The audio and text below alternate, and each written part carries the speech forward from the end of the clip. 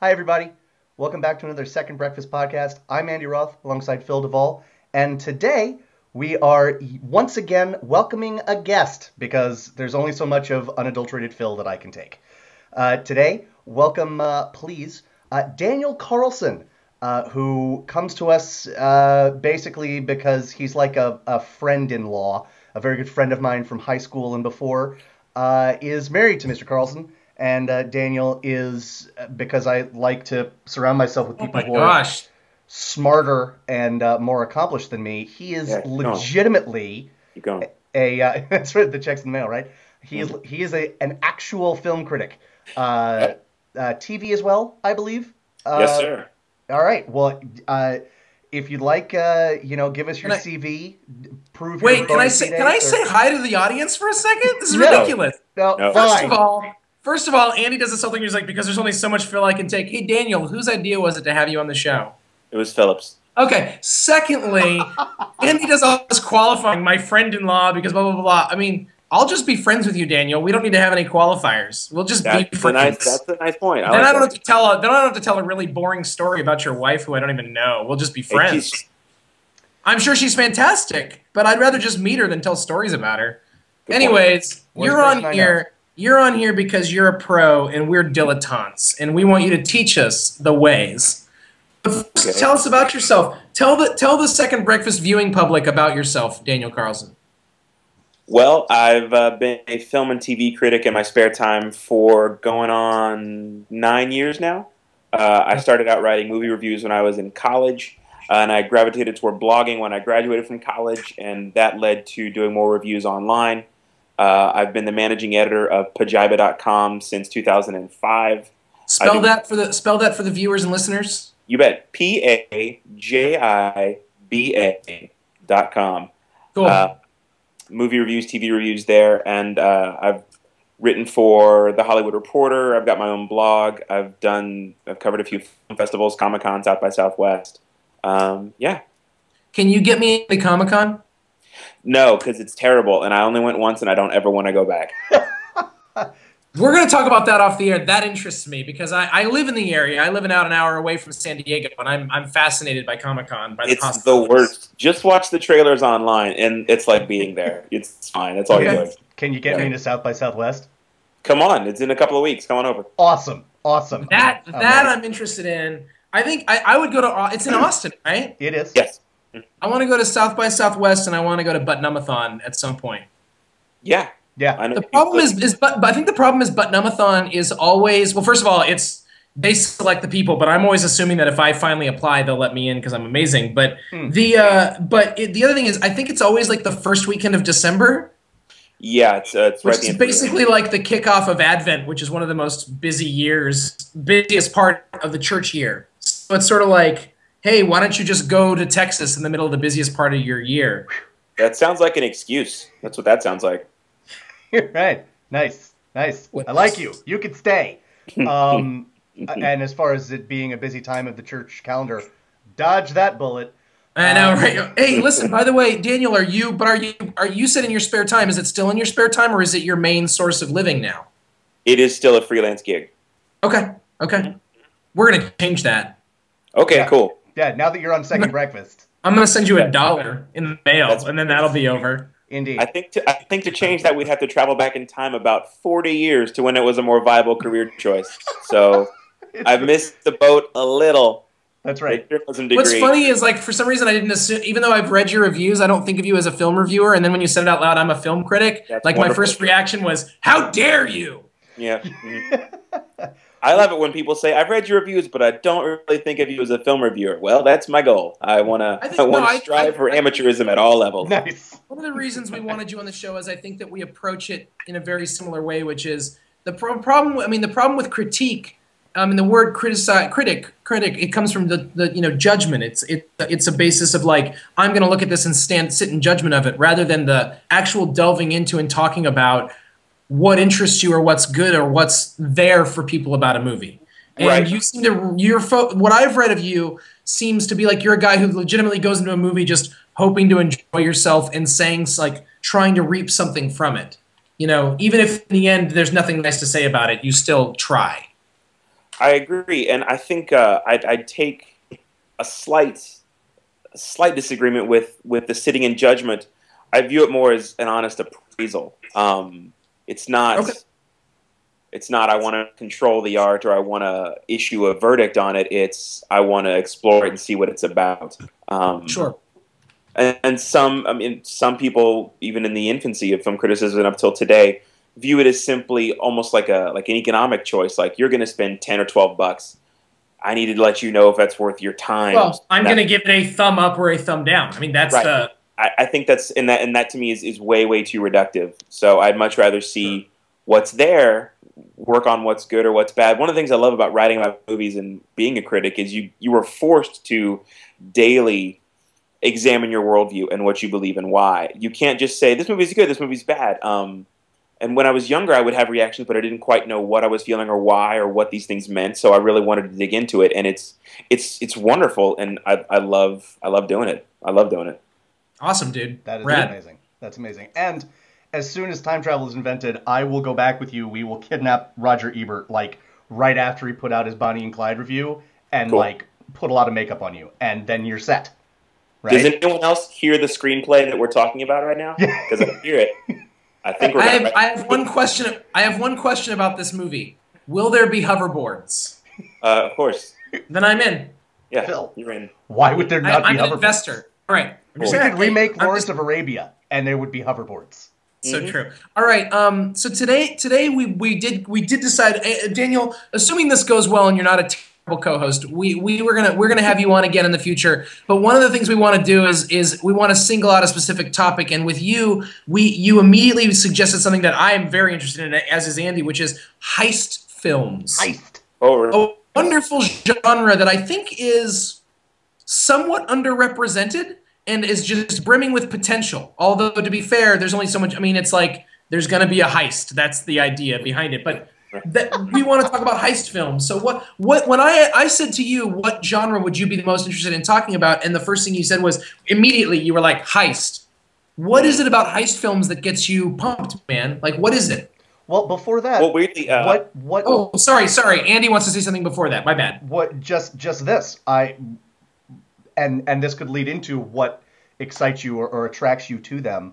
How would you define? I mean, obviously, there's going to be stealing something of some kind, Right. but define the heist genre, if you would. Well, sure, I'll give it a run. It's interesting. Phil kind of touched on it. I mean, the simplicity of that hook is what defines it and what makes it so reliable. I mean, you're going to be able to play with things like narrative twists, motivation, characters, period. You could set it in other genres, Western, sci-fi, whatever, but there's a structure there that you can rely on as a storyteller and as a viewer. Like, someone's going to try and steal something, either an artifact or money or something that someone else has or that they need to take a return for usually one of only a few reasons, revenge or greed. And so there's a really reliable, predictable, comforting structure there, and not reliable, predictable at all. And you know what the climax is going to be. The climax will be the heist. Exactly. It's true. It's going to be in there. It's going to be in there. Whether it gets pulled off or not, which by and large, if you're watching a heist movie, it will be pulled off. Right. But you're watching a heist. I mean, that is the goal. That is the whole thing. Right. So, Well, what's interesting is you can consider heist a genre, but it also overlaps other genres. Like, some mob movies include heists or are about heists, but not all. You couldn't go near Godfather or Goodfellas as a heist movie. no, but they both have heists in them. Yeah, but Well, Lufthansa is a heist in Goodfellas does, Goodfellas, right. but it's not a heist Right. movie. Yeah, Right. exactly. Right. Heist movies tend to, like you said, they're going to solely revolve around that big thing. There's going to be a big set piece somewhere in there of them trying to steal the main thing. I mean, it's that's going to be the hook of the whole show, and that's going to be what it's going to all revolve around. And I would add to that another sort of trope of the genre is there's always going to be there's not just the heist, there is the practice of the heist. There's Correct. this is if everything goes right, and of course nothing goes right, or often very few things go right, Right. in the actual carrying off of the heist, but there's always, and to me, I mean, that's one of the things I like most about the genre. The because you see the wheels turning, right, in the characters, Right. in the screenwriter's head. You get to see like, oh man, if this is so cool, and I wonder how it's gonna all go to pot, and nothing's gonna work out, and they still might pull it off anyway, basically. Correct. Okay, okay. I think we've laid down some what I think are. I mean, we're going to get more into some of the specifics of heists, but I think we've talked a lot abstractly so far, which is great, and we'll get more into abstraction. But I got to know, man, I'm dying here. What is for you? What is the heist movie par excellence, or the one or two or three that, like, if we're going to talk about this genre, what are we talking about for you? I think it's impossible to pick just one simply because of there are so many ways it can break down and it can be applied to a narrative. Give me five. Give me five without talking about them. Give me five titles, and then we can go back. But give me five titles. Die Hard. Nice. The Sting. Say again. Okay. The Sting. Nice. Ocean's 11. Mm-hmm. I thought you had a list, man. I'm trying to call from 5. I've got like 20 in front of me. I do homework. I was going to say Dog Day Afternoon, Inside Man, the first sequence of The Dark Knight, House of Games, Reservoir Dogs, Gambit with Michael Caine, The Town. I disagree with you on Reservoir Dogs, but continue. Right. You could also do heist comedies. I mean, Bottle Rocket and A Fish Called Wanda. So nice. There are lots of ways to go with it. I am fantastic. Do we have any westerns? Do we have any western heists? Because there should be. Right. But I'm blanking. It's such a great thing to do. Sure. Because it was so easy. It's just like drill a hole in that wall. Right. There's a bunch of gold on the other side of that wall. Can I add a title to that list? I very much enjoy all. I haven't seen all of the ones you listed, but there's one that I think, when I think of just a fun movie, one of the first movies that always pops into my head is Sneakers. Fantastic movie. I mean, and it's totally forgotten about, right? No, it's not. It pops into your head because it's an amazing movie and you have good taste. I mean, it's a great movie, and that's a classic example because Sneakers is a great example of a really good heist movie because it does what a lot of really good heist movies do, which is it mixes drama and comedy really well. Yep. It lets you see the practice and the execution. It lets you see the inevitable twist in the execution. And it also deals with these certain varying levels of morality, how a heist movie is all about somebody stealing something, which we're not supposed to do. And we root for the thief. Exactly, yeah. Yep. So you get to root for the thief. The cool thing about heist movies is they encourage you to root for someone who is doing something that we never get to do in real life. So it's the ultimate fantasy, and it's a win-win because if things go bad or they get caught, it just confirms the morals we live by, and if they get away with it, we get to just extend the fantasy. So it's win-win.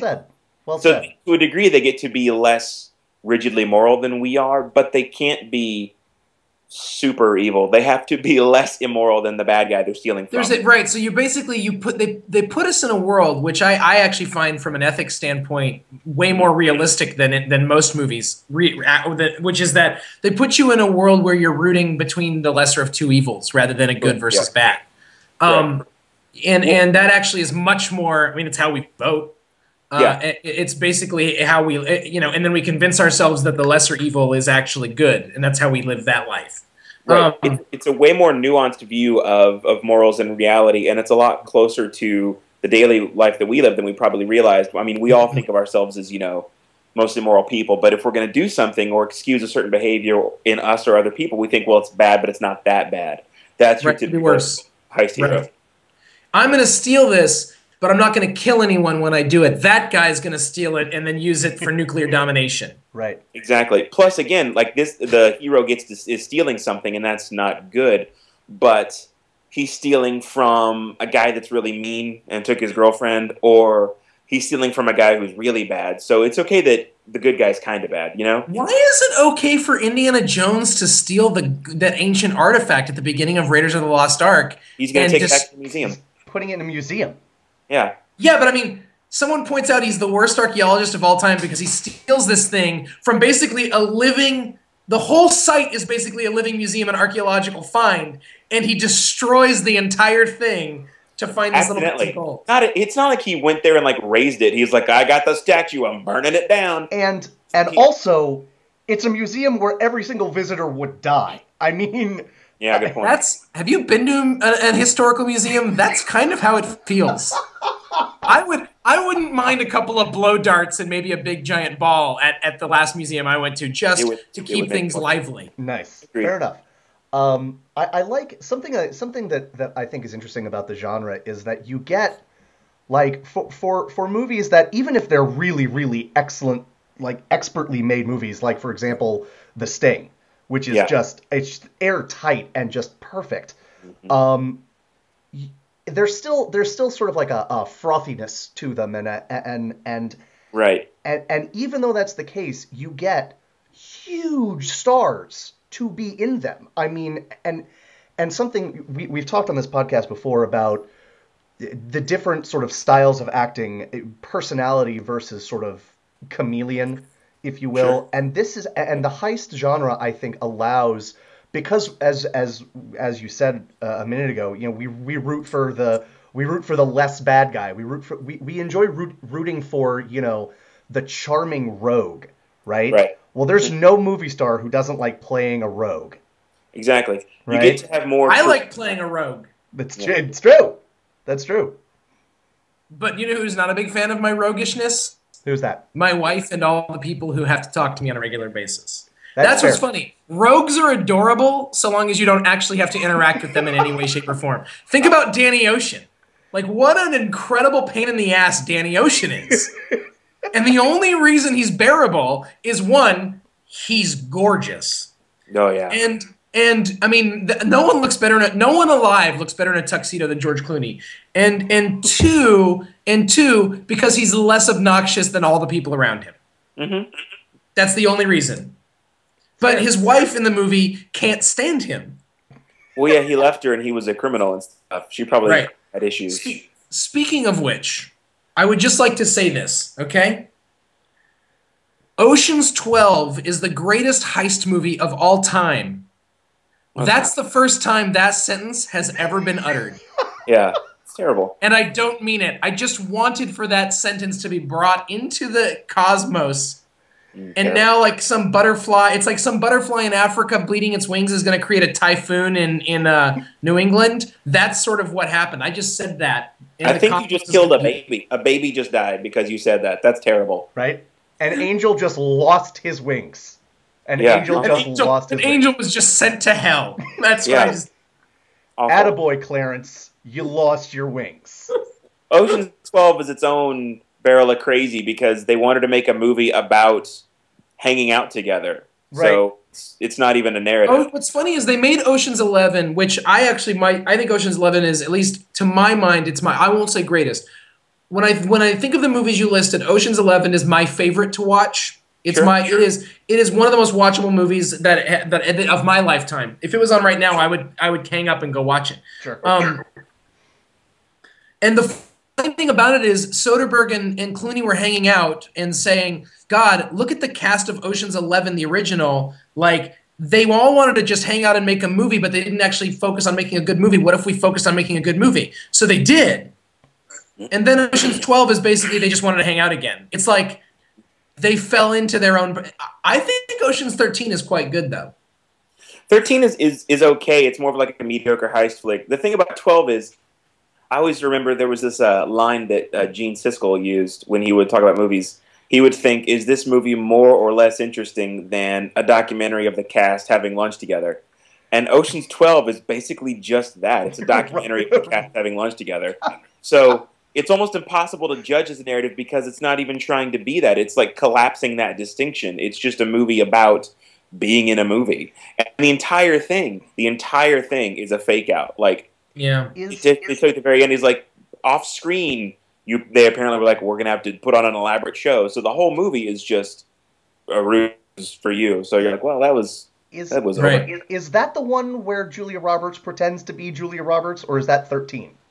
No, that's That's 12. 12. That's 12? Yeah. Okay, okay. Yeah, that was some metafictional bullpucky they were throwing at me. I didn't very like it. meta.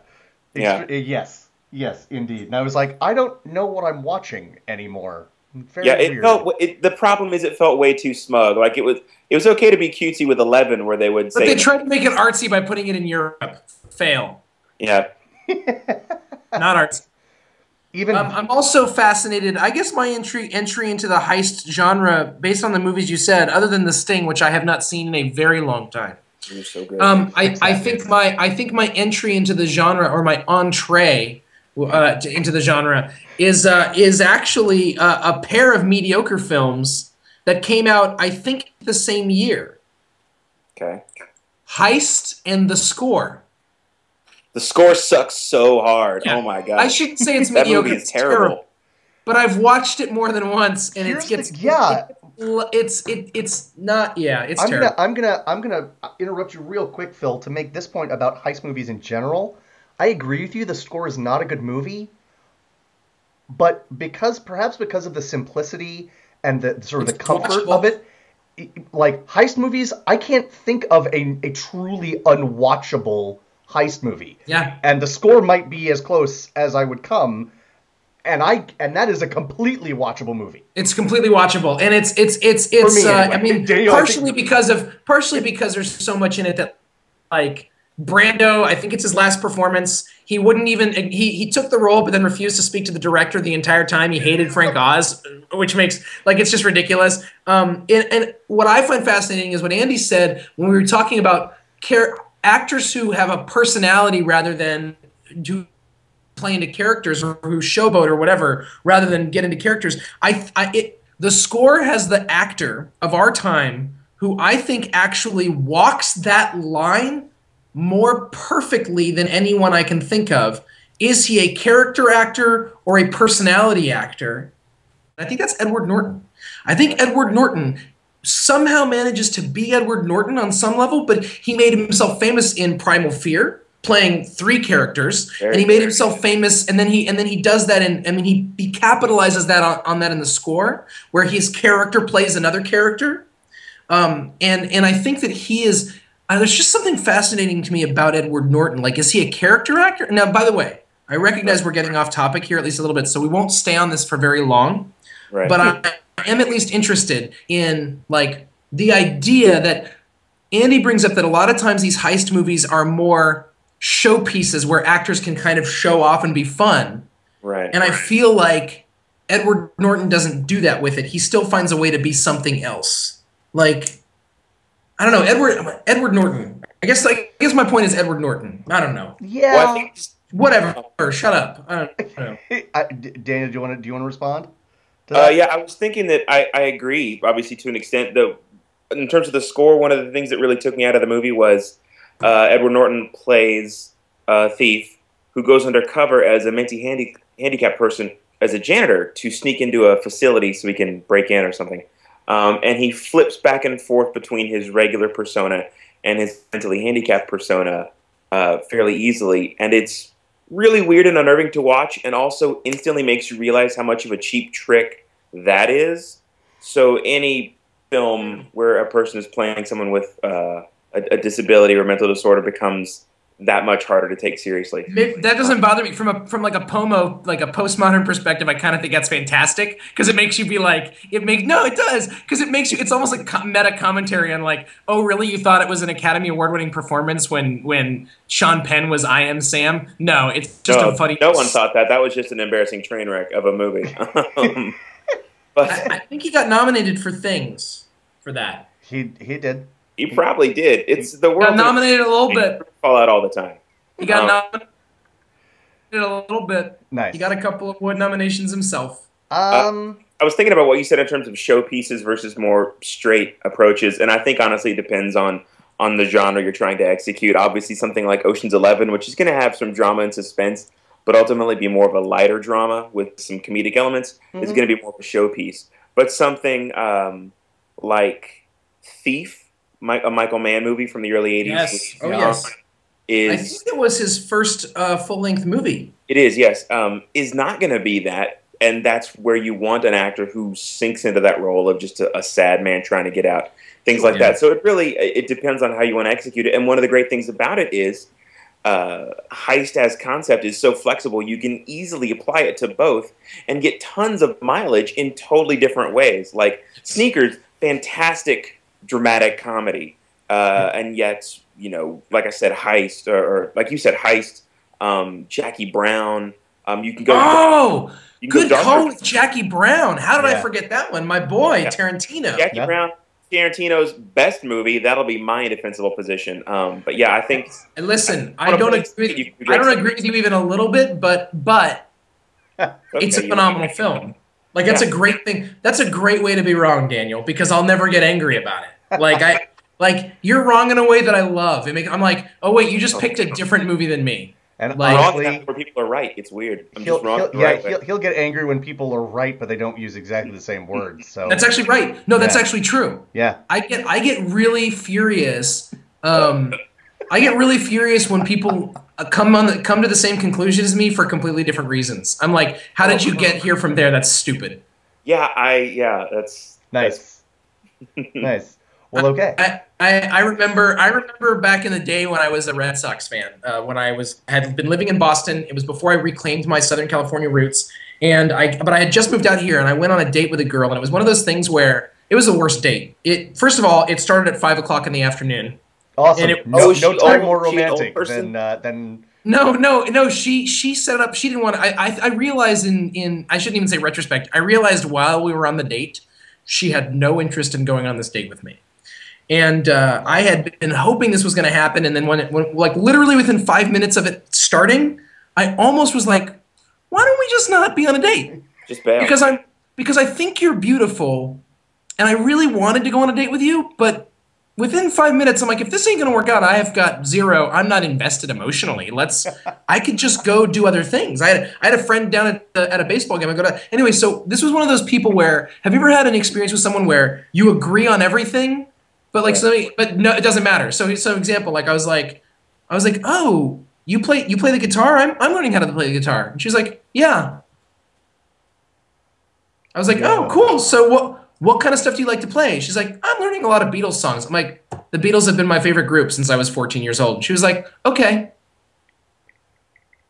So then I was like, okay, so then I'm like, so she said something about baseball, and she was like, oh, you're a Red Sox fan. And I was like, yeah. And she's like, me too. And I was like, oh, cool. She goes, I don't actually care about baseball. But the Red Sox, but the Red Sox owner, but like blankety blank, but Kurt Schilling is a Republican, and George Steinbrenner's a Democrat. So I'm a Yankee. So, no. She said the owners of the Red Sox are Democrats, and George Steinbrenner's a Republican, so I like the Red Sox. Is she on? And I was just like, no. By the way, no, this isn't over. She took me to a sushi place. Oh. She's like, this is the best sushi place in LA.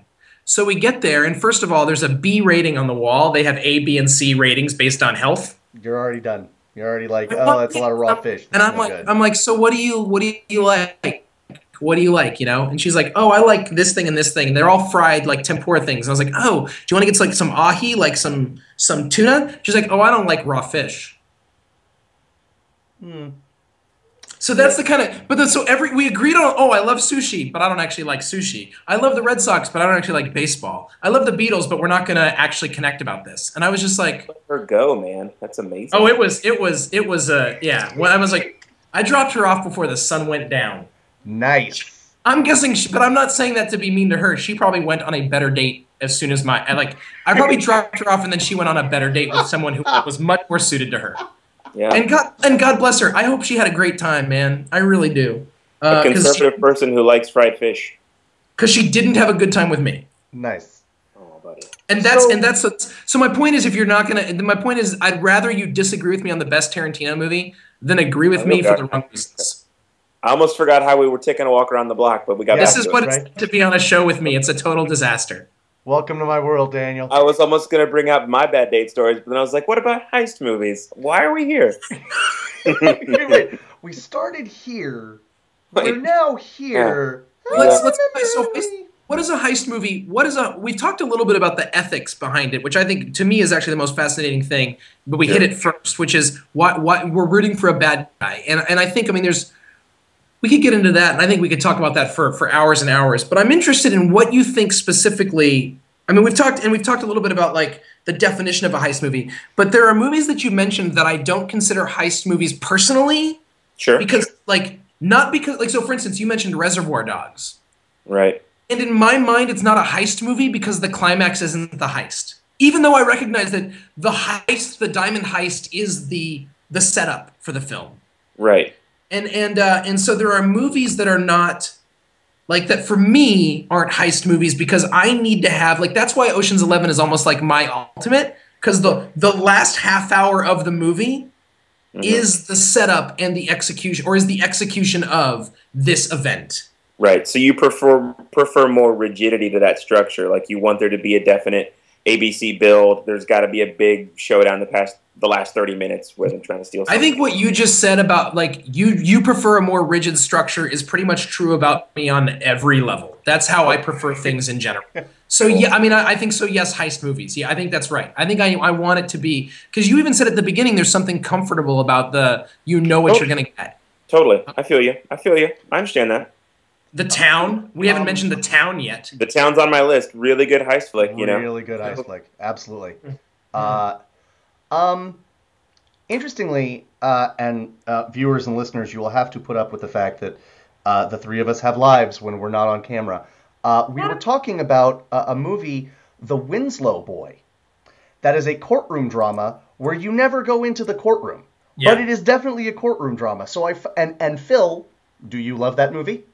I love the movie beyond what is rational for that movie to be loved by a person. Fair enough. Yeah. Fair enough. Yeah. I think it is interesting because that sort of like I want you to see more heist movies that are not centered around a heist because I feel which is why I welcome them into this conversation.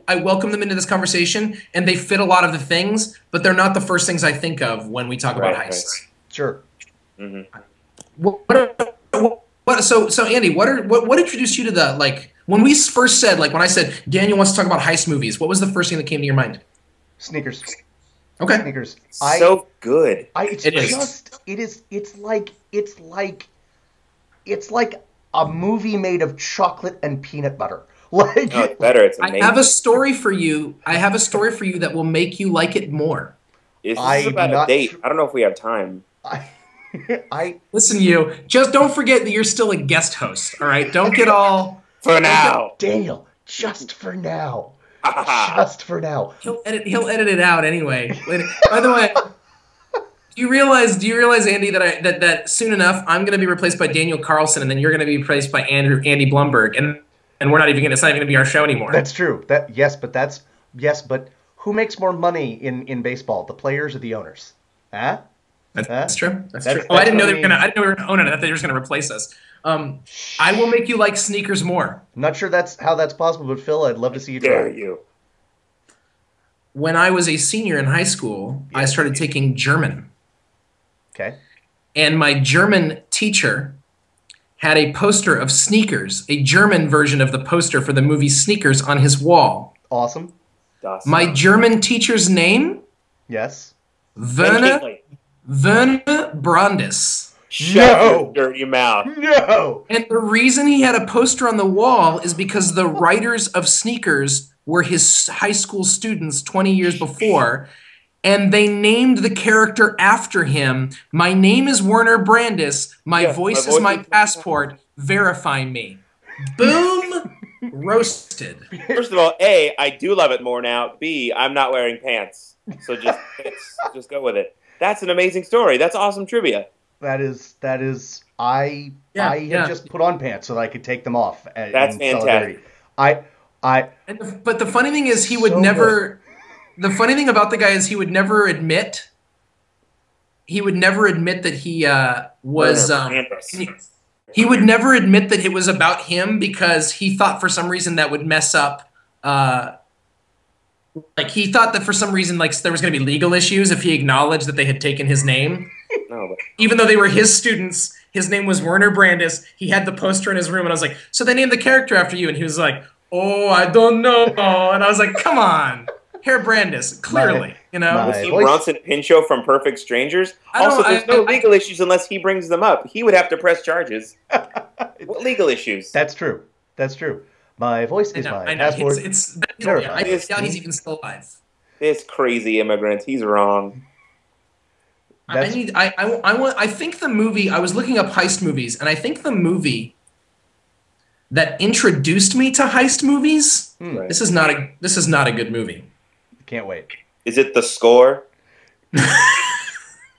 We're actually done talking about the score for the rest of the evening, Daniel. I promise Thank you. goodness. Okay? That's my gift to you. Yeah. Beverly Hills Cop Dose. No. No, you don't have to like it, but it's a heist movie. Well, yeah. Would it upset you to learn that I have forgotten Beverly Hills Cop 2, so I will have to take your word for it? No, I mean, it's one of those movies that it was on HBO when I was at home when no one was around, and I was watching HBO. I've seen Beverly Hills Cop 2. I've seen Beverly Hills Cop 2 significantly more times than I've seen Beverly Hills Cop 1. I've also seen Grease 2 significantly more times than I've seen Grease. And no, but it's what we had. Like it's what was on video cassette, or it was what was playing when I was growing up. I mean, it's not like I made the decision. Phil, I will remind you and Daniel, unless you happen to catch this previous podcast, the movie that I have seen more than any other, without question, The Cat from Outer Space. Yeah, that's right. There was a year. Also, I I'd like watched to it like every remind you day that every Andy's never single seen day. The Godfather. Yeah, I heard about that. Yeah, okay. You've got to let that go. You have to let that go. No, I literally can't. I'm not actually not letting it go. I'm just mentioning it. It's not. It's like just flowing through the air, and I'm like, there it is. Here's a question, Speaking Phil. of which, How yes, are you going to fill time once I see The Godfather? How are you going to fill time? that's a good problem to have. I'm not worried about that. Fair enough. So, that's like saying what are the pundits going to talk about when we achieve world peace? I'm not really. It'll be great. Don't worry about it. We'll all get a soda. That's lovely. Thank you for that. I appreciate that. I want to bring up something fun. Please. I was going to say, it's not a heist movie per se, but the opening heist sequence of The Dark Knight, probably one of my favorite heist sequences of all time. It's really solid. Yeah. Nolan loves it. I mean, if you think of stealing Bane at the beginning of the third one, I mean that has that same level of like, oh my gosh. Yep. And of course, Inception is basically a heist film. That's true. It's a giant heist movie. But I think for the energy, for the way it shoves you into it, for the way that it's got those traditional elements of a bank robbery, but tied in with some twisty characters. I mean, it's only like 7-8 minutes long, but it's insane. Yeah, it actually colors the rest of the movie. Yeah, I can watch like just that bit and then be fine. I'm like, I don't need to watch the rest of the movie now. I just want to watch this perfect little demonstration. Yeah. The problem is you have to catch it right at the beginning because you never actually catch movies at the beginning when they're on TV. That's Right. true. Yeah. Wasn't it released as like a special 7-8 minute? It was, preview? yeah. Before Dark Knight came out, a few months before that, they released I Am Legend, and in the IMAX theaters, they showed that sequence before I Am Legend. And I went to see I Am Legend, and because Nolan shot the entire sequence in IMAX film. Exactly, yeah. That's why they showed it with the IMAX I Am Legends. Okay. I Am Legend, not that good, but worth the ticket price just for that Dark Knight sequence. Nice. That's all I Fair thought enough. about that Yeah. movie. Nice. I Am Legend was worth the price. It was worth. It was worth the price of another movie. It was worth me paying for I Am Legend so that I could see something else. Exactly. I saw the Kevin Costner... I Am Legend. The first 40 minutes of I Am Legend are fantastic, and then it just falls apart. The bottom falls out. It's terrible, and it makes me angry because I love the novella. I saw the Kevin Costner Cuban Missile Crisis drama 13 Days. I did not hate that movie at all because I literally barely remember it. But it had the first major trailer for Lord of the Rings in front of it. Yes, it did. Yes, it did. And I dragged my college sweetheart to that movie, and she was like... And afterwards, I was like, so you know why we actually saw this movie? And she was like, you took... What? you did what to what for who, now what? And I was like, yeah, sorry. Yeah, Yeah, I'm not a good person. yeah. But I'm also not apologizing about The it. other Andy and I, Daniel, have actually seen two heist movies, which I consider to be definitive heist movies for me anyway, not necessarily for the entire genre because I'm not that smart, but Sure. for me. And again, part of the reason we did this show in the first place was where we don't pretend to be film like we know everything about every. This is the ultimate. We just know what we like, and we've seen a lot of movies. But so for me, the two of the paradigmatic movies that I think of for heist movies, Andy and I saw together in the movie theaters in Boston. One was Ocean's 11, and the other one was Bandits. Bandits is good. Yes. So that's another thing is I think they have to come up with a clever way to be thieves. It has to be something different, like. There just needs to be something like a clever scheme, and the Bandits is like I think about it all the time. Like it's such a great, and it was really the movie that turned me on to what Cate Blanchett is capable of. Oh, she's As so well. good in that movie. Good call. She's so good in that movie. She is just like impossibly charming, and Billy Bob Thornton is hilarious, and Bruce Willis is as good as Bruce Willis pretty much always is. Yeah. Yeah. It's a good movie. I totally agree. It's a good call. I can't remember it very well. I need to watch it again because it's not. Yeah, it's not on yet. cable a lot. It's on cable a lot, so I've seen it like a fair amount. It also has maybe the most disturbing ending of a movie that I can think of. Like Okay. I'll just say morally confusing. All right. Like as if rooting for criminals isn't morally confusing enough. Right. It takes it to a whole other level. That is fair. Daniel, you were going to say something, or did we move? Maybe. past it? About what? What do you want to talk about? I don't know. Okay. We haven't mentioned my 3 favorite heist movies. Have we mentioned everybody's favorite heist movies? Herbie the Love Bug, but with Lindsay Lohan. Don't forget, and we haven't mentioned my 3 favorite heist movies. We also haven't mentioned The Great Muppet Caper. Good call. Good call. Thank you. I had forgotten about that. When I was doing research for this, I was like, ooh, can't forget The Great Muppet Caper. Man, there it is. It's Good Call Duvall. That's what your name is. That was nicely done. There it is. Thank you. Yeah. There it is. The one last thing, we have mentioned my favorite. Well, I mean, favorite's tough, but up there obviously is Sneakers. The Sting is up there as well. The thing that we haven't mentioned about Sneakers, a couple things. One, that Sidney Poitier is just so amazing in that movie. He's just exasperated to perfection, and it's like he showed up having not made movies in a while and was like, "By the way, I'm still a master." Yeah, and David Strathairn reads a copy of Playboy that is in Braille, which is one of the best sight gags I think in movie history. It's perfect. It's a perfect. They did it sight in gag. Men in Tights, like around the same time too. It's weird. Everybody in that movie. I mean, River Phoenix is phenomenal in this movie. Yes. I mean, he's great in everything that he ever did before he died. But Aykroyd. Yes. Aykroyd's good. Aykroyd in that movie. So good. Mary McDonald. Actually, the weak link might be Robert Redford. Not because he's not good, just because. Listen, not because he's not good, just because. Call Duvall. That's not right. Did you what? Now you're bad, Call Duvall. You have too many nicknames in the This is no. Listen, I don't mean he's the weak link. Like, oh no, he didn't do well in this movie. He's not. I just mean, like, he's not the memorable character. There's so many memorable characters, and he's kind of the straight man who carries it. I see. But everyone around him is so like no. Like, what's your favorite Robert Redford line in the movie? That's my fair. point. More than anything. That's fair. Right. And it's got Steve Tobolowsky as Warner Brandis. I mean, come on. You know what? So what I've Andy's always gonna- found really sexy. Passport. Passport. Such a bad setup. Amazing. Ask him if he travels. Come on. No, but it's perfect. I know. It's great for the movie. It's Right? perfect. Like because if you think about it, if you were on a date and you were like really into it, if you were on a date and you were really into a girl and she asked you to say the word passport, you'd be like, passport. I'll say it twice. Yeah. Mm-hmm. Let me say it 12 times. Right. Andy says Sneakers and Sting. Daniel? Are we doing just favorites? Yeah. Yeah. I'm going to have to go with the Sting too, and I'll echo it for a lot of great reasons. Not the Sting 2.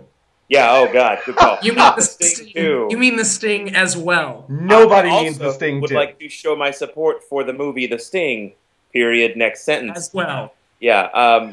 In part because of the reasons we all love it. Sting 2, Electric Boogaloo.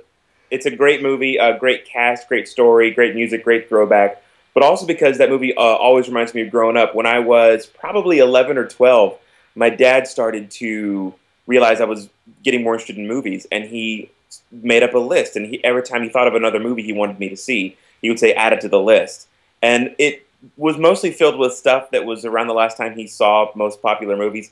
So early to mid 70s, a lot of Redford, a lot of Newman, things like that. And The Sting was on there. And so that was one of the first movies he introduced me to from A, a more adult world, and B, a different era than the one I was growing up in. So, now it's great we all love that movie because we can see it on DVD or streaming or whatever. But when I was, a kid at a certain age, it wasn't as known among other kids. So it was kind of a fun window into a different movie-going experience. Yeah. And it's been one of my favorites for, almost 20 years now.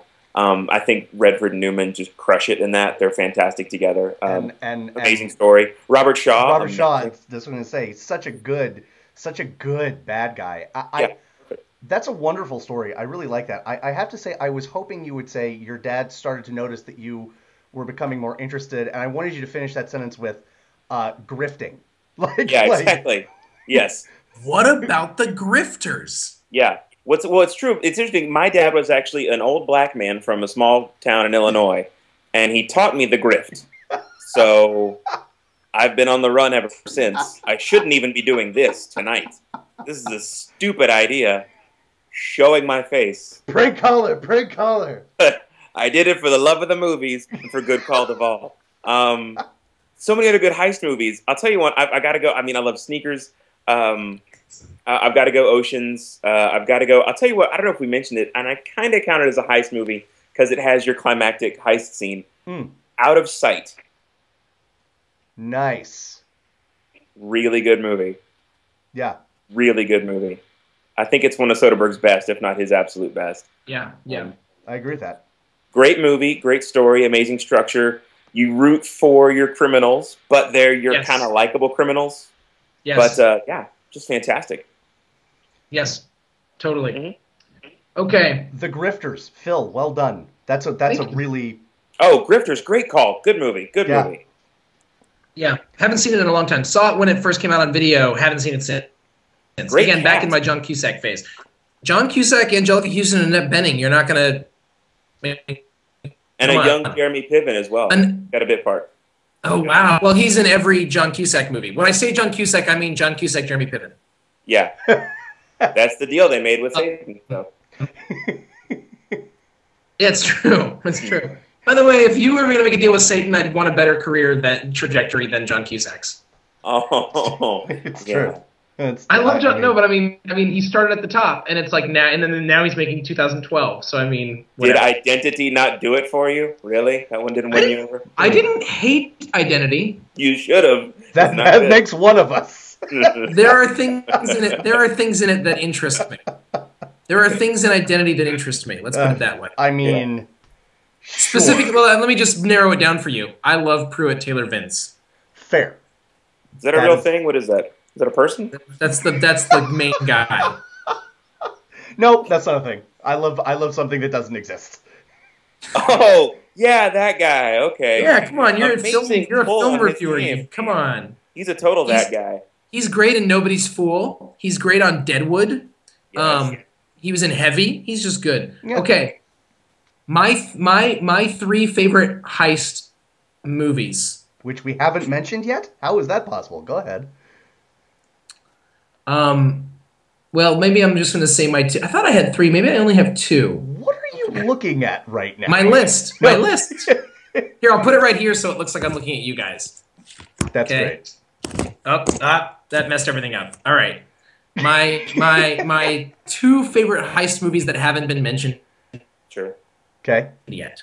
Heat, which has maybe the most breathtaking action sequence I can think of. It's really great. No. Now I have three. I do have three. Heat. I've already said why. It has some of the best maybe two. I mean, just two of the best. Every scene that's actually a heist is the way they do it is amazing. And that last shootout lasts for so long, and it's so stressful. I'm thinking about it right now, and I'm clenching my fists. I get tense thinking about. Good call. Yeah. Okay. Yeah. Raising Arizona. Raising which is Arizona. based on. Well done. Not only it's a double heist movie. Yeah.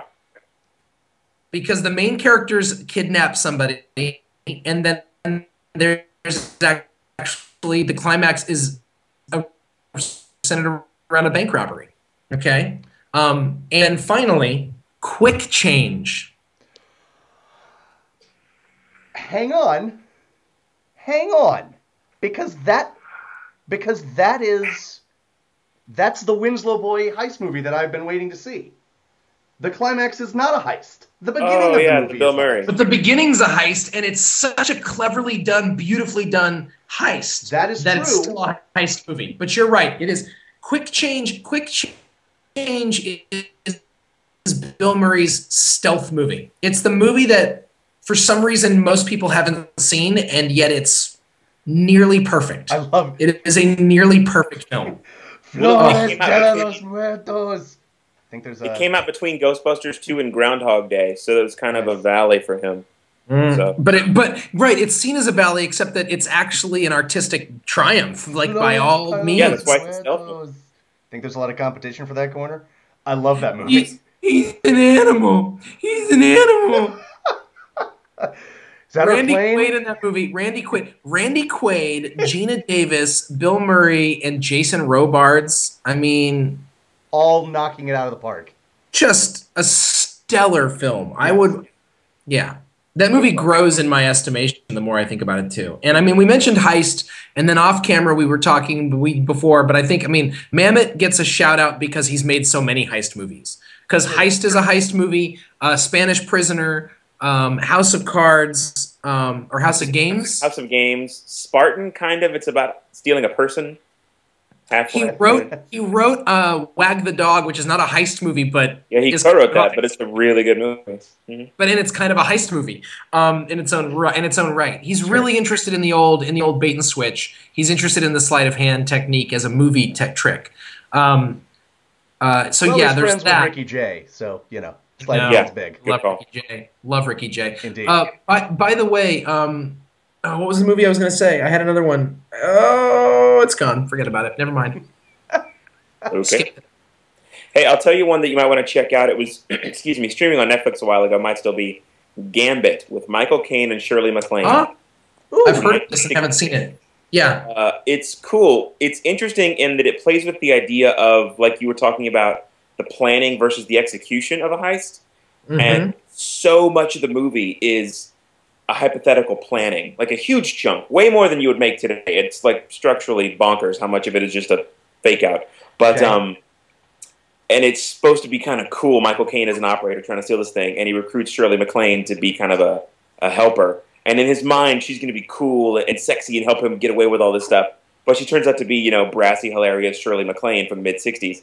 And so they have great chemistry and things. Mid-'60s Shirley MacLaine is like, what up? Yeah, we've seen The Apartment. We are men. No, totally. Yeah, but great movie, really worth checking out. Really fun, really cool idea. Gambit, 1966. That is going on the queue. Yeah. As we speak. I've never seen. Everybody our generation loves this one movie, and I have not seen it. The Italian Job. No. Okay. Not a fan, Daniel?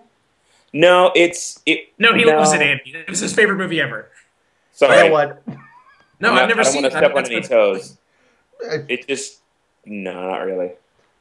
Now here's a question, Daniel. Do you... Is that objective's the wrong word, but is that objective or is it subjective because you like the original more? No, it has nothing to do with comparing it to the original. I think doing that in terms of remakes or adaptations is not really a good road to go down in general. Sure. I just don't think it's that good. It's a Fast and the Furious movie with Mark Wahlberg and Charlize Theron. It just didn't really do it for me. Fair enough. So. Fair enough. I like the two people you just said. Me too. hello, they've been in some amazing stuff, but that one just didn't really click for me. So, the only Gambit. All right, that's not okay. I'm seeing a Gambit with what about Mad Money with Katie Holmes, Diane Keaton, and Queen Latifah? nope. I mean, I'm kidding. I've never actually seen missed it. I wouldn't exactly say you missed it, Daniel. Yeah, good call. Gambit apparently is not on Netflix. Yeah, I think they might have lost the streaming. You know, things kind of come and go. We haven't really said much about Inside Man, and we haven't really said much about Dog Day Afternoon. Amazing movies. Amazing movies. Yes. Is Inside Man an amazing movie? Yeah. Okay. Fantastic cast. Yep. Great direction. It's a movie where Spike Lee just decides to direct a movie. Yeah, well, and like rather than make a point about the world, he just was like, "Hey, what if I just directed a movie?" But he does though. He makes it this kind of down home, gritty. I mean, the interviews with the people that are cut in after they get let out. Yeah. It's got a real New York sense to it, especially a real post 9/11 New York sense to it. I think Inside Man is not underrated because we all think it's good, but it's I think it is underrated culturally. I don't think culturally people talk about it. Yeah, I think it's a really good movie. So I think we should definitely mention it with great heist movies. And it's like Dog Day in that it's a heist hostage movie. You know, they're stealing a thing, but then they're pinned there, and it's all about how they're going to get out and what that execution is going to be. So yeah, I like whenever anyone in a movie when they're stealing money and they say this is not your money, this is the government's money, or this is not your money, it's the bank's money.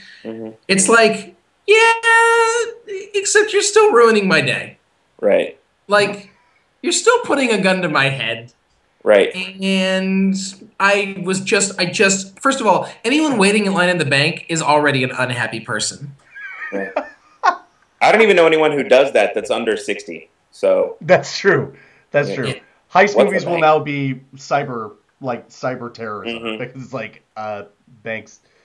Well, that's why. Yeah, I mean, that's why bank robberies are like a whole other category of film almost. I mean, they aren't. I mean, I mentioned Heat, which is I just think genius, and I mean, and Heat kind of deals with that.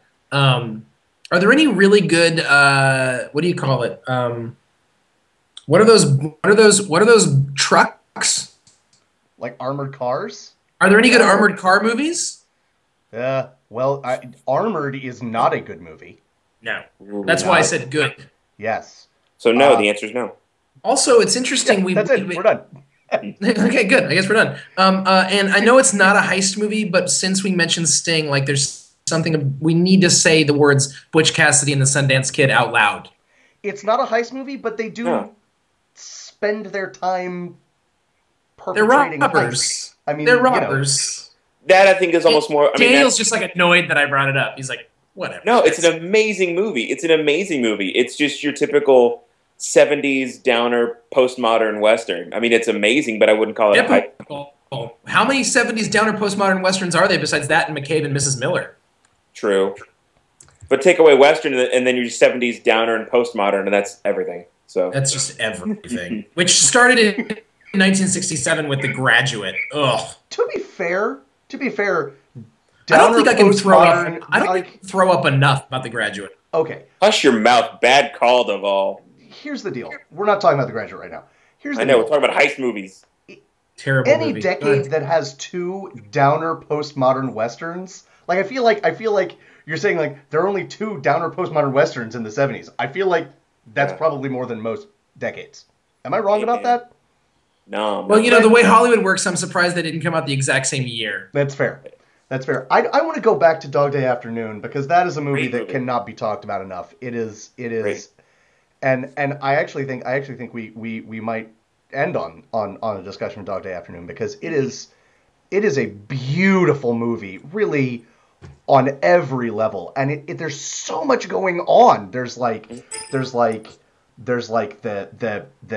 gay subplot. There's so much. Wait, someone's gay in this movie? I'm just kidding. But I love that they didn't rewrite that or cut it when they adapted it from the story to a film. Like they were, it's remarkably progressive in that for its time. It's tight. The 70s just had something right. Yeah, disaffected youth and film school brats. It's true. It's true. Yeah, but I mean, it's an amazing movie and a great cast. One of the few performances by John Cazale. Great, great movie all around. Yes, he is so good in that movie. Oh, he's great. So sad, but just really good. Yeah. So, I mean, that's Cazale, like in every movie he's in. Correct. Out of the park. Absolutely. And Pacino at his most charismatic and But before it was actually charismatic. Actually charismatic, not caricature. Yeah, the thing is, Pacino is capable of amazing rages and heights and explosions, so he needs a movie or a director that will push that down and let it come out at appropriate times. So, like, when he gets really excited or angry in Dog Day and yells Attica, like, it makes sense. Like, there's, like, an ebb and flow. In the 90s, he got so big nobody could really control him, so he's just yelling all the time. I mean, it's hilarious how much Heat is a good heist movie, but he's so terrible in it. We talked about last week in our mailbag. Someone talked about what's like an aspect of a movie that it stops it from being a great movie, or if it had just tweaked it. And I said that Heat is still one of my favorite movies, but it is one of my favorite movies despite what is a glaringly bad performance in one of the two biggest performances in the movie. All I can see in that movie is Pacino doing the great ass thing. Like, I'm like, this is. Well, actually, when he did that scene, when he did that one line, that was like DVDs had just come out, and we paused it on my dad's big TV and just did the thing where you go forward one frame at a time, and so we were like, it was like, yeah, it's terrible. It is like watching Homer Simpson go crazy in the Shining knockoff of Halloween episode, except he's a real human being. But I mean, that's what makes Dog Day Going Back so good, because he's under control. You feel his paranoia and his tension and his desire to try and get this thing done. He's fantastic in that movie. It's great. I want you to know that during this conversation, I have been looking up the AFI Top 100, and as far as I can tell, there's not one heist movie on the AFI Top 100. Well, it's the AFI Top 100. It's not Sting? The Sting didn't make the Top 100? Oh, I apologize. Hey, P.S., which list are you looking at? Because there's the original from '98, and they redid it like 10 years later. The Sting, actually, Andy, is not on it anymore, but I think I'm looking at the 10 years later one. Right. But the initial one may have had the Sting on it, actually. Okay. But the new one doesn't, which is ridiculous. The new one also doesn't have Fargo. Fargo got kicked off. I don't want to talk about it. It's ridiculous. We won't. It's okay. But I'm not using that as a guide for if there are any really great heist movies. I'm more thinking about is this a genre that is given love and respect for how much fun it is. I don't know that Bonnie and Clyde is a heist movie, even though it's about bank robbers. Right, yeah. Not the way we're defining it. I also am one of the 3 people in America that doesn't care about Bonnie and Clyde, but yeah. It also came out the same year as The Graduate, which I don't care about. There's certain movies I just don't care about. You got to let it go. You got to let it go. Have you read? I just saw it recently.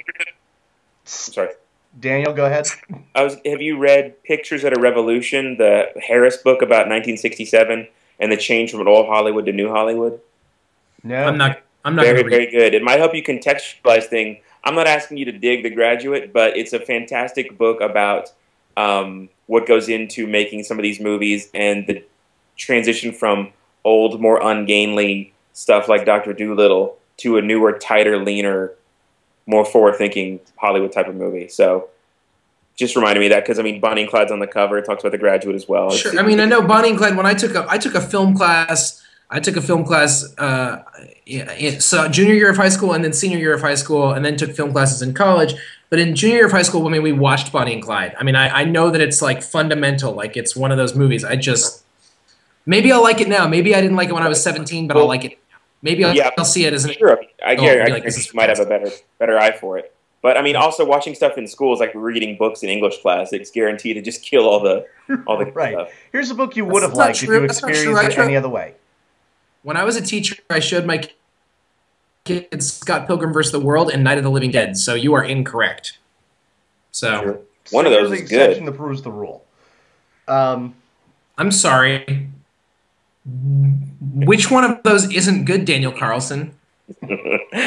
I was one of the people who was not taken by Scott Pilgrim versus the World. That's fine. That's fine. You're no. This is like when you're no, Andy. When someone's that wrong about something, there's not even why even argue. I Man, don't this and Jackie Brown. Please don't end the friendship. Don't end it. No, Jackie Brown. Jackie Brown is a great pick. I love it. I legitimately love Jackie Brown. So even though it's to me like nowhere near. I mean, I don't consider it his best movie. I don't care. Sure. It's a genius. I love Jackie. It's a good movie, right? Oh, it's a great movie. But Scott Pilgrim vs. the World was easily my favorite movie of that year. And hello, you only go to one movie that year? My goodness. Oh my God. I mean, that's my point. Is I also my second favorite movie of that year was True Grit, and I have one of my best friends was like, True Grit's terrible, and I just don't have anything to say. It's like, I mean, when we are off with someone, it's True like, Grit was not I mean, terrible. whatever. You're wrong. This is 2010. What else was out in 2010? It doesn't matter. Scott Pilgrim vs. the World. Daniel. I'm not even mad. I'm amazed. That's how I feel. That's how I feel. It's just like whatever. I don't care. Daniel Carlson doesn't have a heart. Nice. Someone had to learn. I think we've gotten off the topic of heist movies, and I think we need to wrap this up before we just completely devolve into like, you're an idiot. So apologies. That was me. I'm sorry. I'm sorry. No, it's not you. It's your taste and opinion. Good point. I feel you're fine. Your opinion's is stupid. I want to be invited back. We will do a 3-hour retrospective on Scott Pilgrim versus the World, and we will invite you back as our guest. Good, I don't want him anywhere near it. Phil, please. What? Why would I want someone to crap all over something that I love? It doesn't make any sense. Talk about things that we both love, like stuff. I mean, I do. Like Jackie Brown. I would do a Jackie Brown podcast that would last almost as long as the movie. And there was the implication when he said he only liked one of those, that he did like Night of the Living Dead. I did. Yeah, but I mean, okay. Andy always the peacemaker. That's not a given. I think it's a given for film fans. They like Night of the Living Dead. I want you to be right. I don't know that you are. If I could only watch one movie for the rest of my life between the two of those, it would be Scott Pilgrim. Don't make me choose. I can't choose between. I can't choose between my children. Anything else to say? Heist movies. Everybody. I have one other thing. I have one other thing to say. Say it. Which is that? They're coming for you, Barbara. They're coming for you, Barbara. Look, they're coming for you, Barbara. Stop it, Johnny. Stop it. Nice. That's from Night of the Living Dead. For everyone who's not a complete film geek, that's from Night of the Living Dead. No, that's a good call. So everyone, see Sneakers if you haven't. See The Sting if you haven't. See Heist if you're bored on a Sunday afternoon and it's on. See The Score. Yeah, I mean, it's not a good movie. No, that's not. Don't tell people to see The Score. Come on. Life is short. Yeah.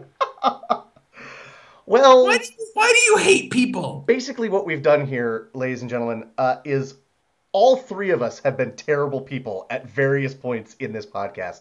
And You're the only one that told people to see The Score. You don't like Scott Pilgrim versus the World. Yeah, but I'm not telling people to see crappy movies. You're keeping people. You know what? Away. No, you know what? You're both right. You're both right. You've both been terrible during at some point. So I'm generally terrible. I'm used to it. Oh, see Heat, see The Town, see Bandits, see Quick Change, for God's sake. Oh yes, see Quick Change. Absolutely. Right. Is that our plane? No. If it were our see plane, Out of Sight. See Inside Man. You see The Score ever. Yeah. You don't need to see Beverly Hills 2. I love it. Don't see Beverly Hills Cop 2.